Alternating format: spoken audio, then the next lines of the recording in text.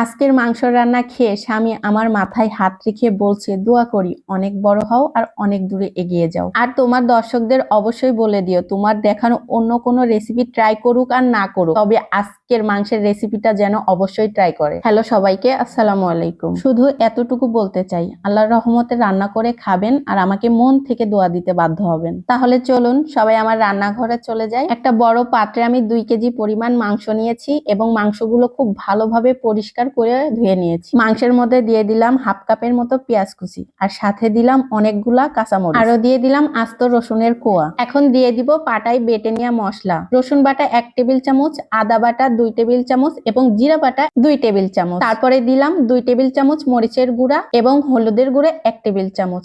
আপনারা আপনাদের টেস্ট অনুযায়ী ঝাল বাড়িয়ে অথবা কমিয়ে দিতে পারেন। আরো দিয়ে দিলাম 1 টেবিল চামচ ধনিয়ার গুঁড়া। এরপরে দিয়ে দিব আস্ত মশলা, এলাচ, দারুচিনি, লবঙ্গ, গোলমরিচ, বড় এলাচ, কাবাব চিনি, স্টার মশলা আর 2 টুকরার মতো জয়ত্রী। জয়ত্রী খুবই কম পরিমাণে দেওয়ার চেষ্টা করবেন। তারপরে আরো দিয়ে দিলাম 1 চা চামচ শাহি জিরা, 2টা তেজপাতা আর 1 চা চামচ আস্ত জিরা। এরপরে আরো দিলাম স্বাদ মতো লবণ আর সরিষার তেল। সরিষার তেলটা আমি এখন অল্প পরিমাণে ব্যবহার করছি, কারণ পরবর্তীতে আমি আবার সরিষার তেলটা ব্যবহার করব। এখন মাংসের সাথে মশলাগুলোকে আমি খুব ভালোভাবে হাত দিয়ে মাখিয়ে নিব, কারণ আমার কাছে মনে হয় যে হাত দিয়ে মাখিয়ে নিলে যে কোনো রান্নার স্বাদ আরো দ্বিগুণ বেড়ে যায়। মাখানো হয়ে গেলে পুরো হাফ কেজি পরিমাণ মানে 2 কাপ পরিমাণ জ্বালিয়ে নেওয়া গরুর দুধ দিয়ে দিলাম। একমাত্র এই গরুর দুধটা দেওয়ার কারণেই কিন্তু মাংসের স্বাদটা পুরো পাল্টে দেবে। মাখানো হয়ে গেলে মাংস ঢেকে 1 ঘন্টার জন্য রেখে দিব। আপনারা চাইলে আধা ঘন্টাও রেখে দিতে পারেন। ঠিক 1 ঘন্টা পর চলে এলাম রান্না করার জন্য।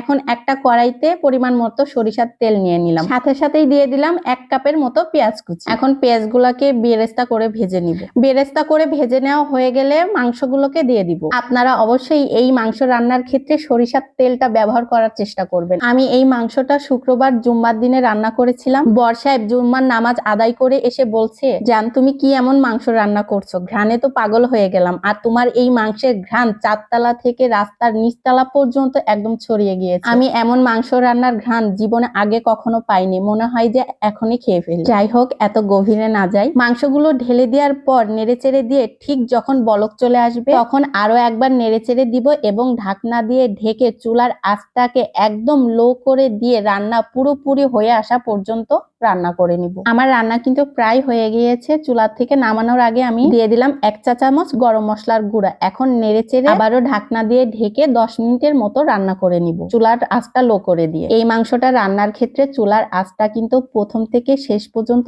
একদম লোতে থাকবে। ও আর একটা কথা, এই রান্নাতে কিন্তু কোনো এক্সট্রা পানি ব্যবহার করা যাবে না। শুধুমাত্র দুধ দিয়ে আর মাংস থেকে যে পানি বের হবে সেই পানি দিয়েই কিন্তু রান্নাটা শেষ করতে হবে। এই মাংস রান্নাটা শেষ করতে হয়তোবা 1 থেকে 1.5 ঘন্টার মতো সময় লাগতে পারে। যেহেতু মাংসটা একদম অল্প আঁচে রান্না করতে হবে, এই জন্য মাংস রান্নার সময়টা একটু বেশি লাগবে। শুধু গরুর মাংসের এই ঝোল দিয়ে 1 প্লেট নয় 2 প্লেট ভাত খেলেও মন ভরবে না।